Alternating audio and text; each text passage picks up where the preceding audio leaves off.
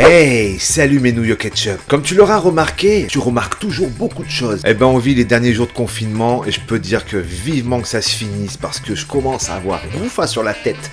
Laisse tomber, un mouton. Non mais regarde-moi ça, je peux même plus me coiffer, c'est n'importe quoi. En tout cas, j'espère que tu vas bien, j'espère que t'as la patate. Surtout, n'oublie pas le protocole obligatoire. Un j'aime, la cloche, abonne-toi si c'est pas fait. Et maintenant, on est parti. Remonte ton caleçon à petites fleurs, dégrafe le bouton du haut parce que ça va manger lourd et on va faire des burgers à la provençale comme t'en as jamais mangé dans ta vie. Un délice. Pour être clair, un burger pour 4 personnes, il va te falloir 4 steaks hachés, de la salade croquante au choix, de la Batavia ou de l'iceberg. L'important, c'est que t'aies de la salade, des tranches fines de fromage de chèvre qui fondent. Je m'en fiche, tu l'achètes où tu veux, dans ton magasin préféré. Il faut que ce soit de la chèvre, c'est important pour la recette. Va pas me prendre des petits carrés vache qui rit, tu sais, la marque vache qui rit, fromage fondu, je veux du chèvre. 4 délicieux pains buns. À ne pas confondre avec les burns, ça n'a rien à voir. Ça se mange pas. Enfin, pas pareil.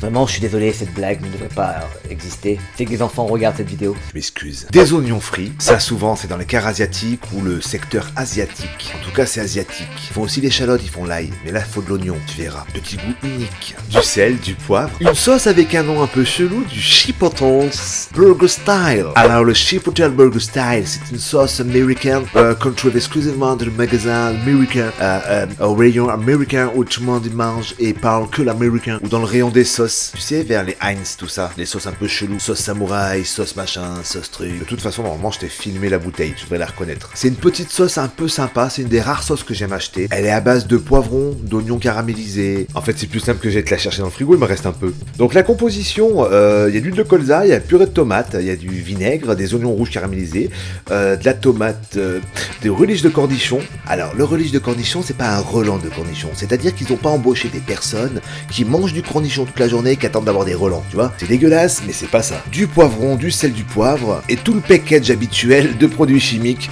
qui va bien. Il te faudra ensuite du fromage blanc, un petit pot ça suffit, hein. C'est pour la sauce, tu verras, tu comprendras tout à l'heure. Patiente, calme-toi, ça vient, tu vas le manger ton burger, doucement. De l'huile d'olive, un oignon rouge, on aime l'oignon dans cette chaîne, hein. Belle tomate, une belle aubergine, des cornichons et du lard fumé. Si tu ne manges pas de lard et tout ce qui va avec le lard, tu peux le remplacer par une sorte de, je sais pas, une tranche de blanc de dinde. Ça va pas être tout à fait pareil où tu te trouves un gras de mouton, je sais pas, facultatif. Bien quand même que c'est très important pour la recette. C'est bon, t'es chaud? BGM Food 36, sous l'ordre de la malbouffe, mais de la bonne malbouffe. On est parti, aiguise ton couteau, allez, suis ton ton. Dans un premier temps, tu vas prendre ton aubergine, tu vas tailler des tronçons de 1 cm d'épaisseur, 1 cm 5 maximum. Dans une poêle, tu mets de l'huile d'olive, les fais bien dorés de chaque côté. L'aubergine, c'est connu pour absorber l'huile. N'aie pas peur d'en rajouter un tout petit peu. Si tu vois que vraiment c'est sec, un tout petit filet d'eau pour remplacer un peu l'huile et faire en sorte que l'aubergine puisse éponger un peu ce que tu lui donnes et pas trop sécher. Les aubergines ont bien doré, elles sont magnifiques, tu les as salées, poivrées, normal.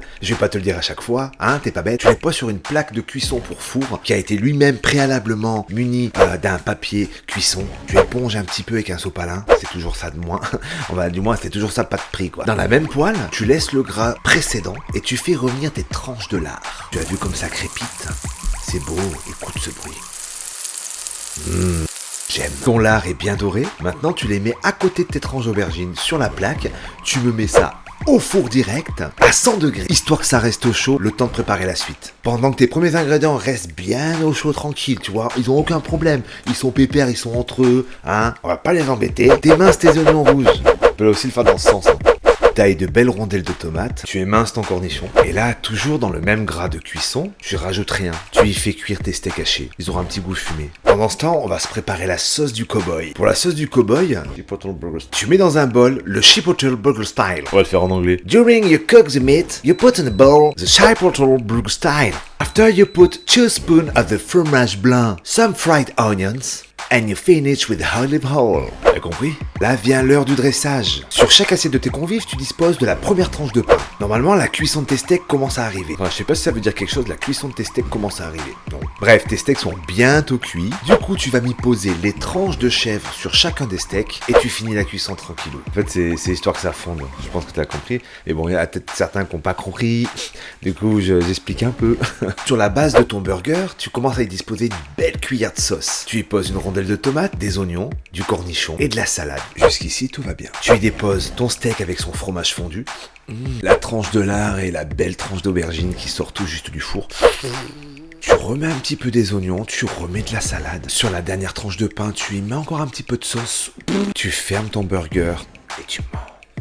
En tout cas, j'espère que vous avez tout bien compris. Tous les ingrédients seront dans la description. J'espère que vous avez passé un bon moment. Merci d'être présent. Pensez à liker. N'hésitez pas à partager cette vidéo. Portez-vous bien pour des recettes plus efficaces. Vous avez dû remarquer, c'est plus concentré. C'est plus 2020. Hein, on apprend la recette tout de suite. Je parle pas trop, je me retiens. Et c'est pas mal comme ça. En tout cas, ça a l'air de plaire. Et moi, ça me plaît quand ça vous plaît. Parce que quand ça vous plaît, moi, ça me plaît. Ça me fait du bien. Ça fait... Ouh, j'aime ça. J'aime quand ça te plaît.